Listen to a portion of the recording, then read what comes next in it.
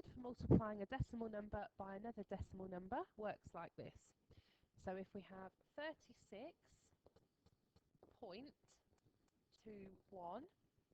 multiplied by 4.50.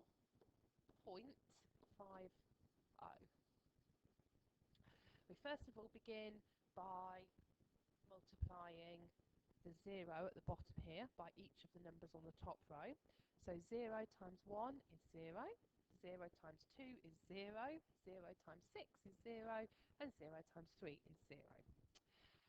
We're then going to deal with a 5 and multiply each number on the top row by the 5. But before we begin to do that, we need to put a 0 in the units column because the 5 is showing 0.5 and not 0.05. So we then can begin by doing 5 times 1 is 5, 5 times 2 is 10, so we put the 0 and carry the 1 across. 5 times 6 is 30, and plus the 1 that we carried across is 31. So we carry the 3 across. And 5 times 3 is 15, plus the 3 that we carried across is 18. So then we will next work with the 4 on the bottom row and times each number on the top row by that. But before we begin, we need to put 2 zeros.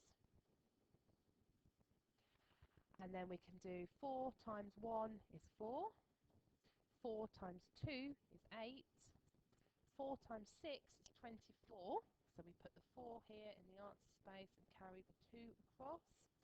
4 times 3 is 12, plus the 2 that we carried across makes 14. The final step for this calculation is to add up all of the digits in each of the answer columns. So on the far right we have 0, add 0, add 0, which makes 0. 0 plus 5 plus 0 is 5.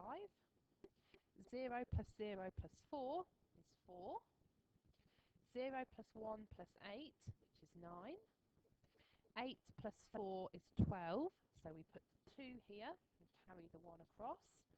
We have 4 plus 1 is 5, plus the 1 that we carried across is 6, and then we just have the 1 with nothing else to add here, so that is just a 1 on the end. To be able to put our decimal point back in the correct place, we need to count how many decimal places there were in total in the question.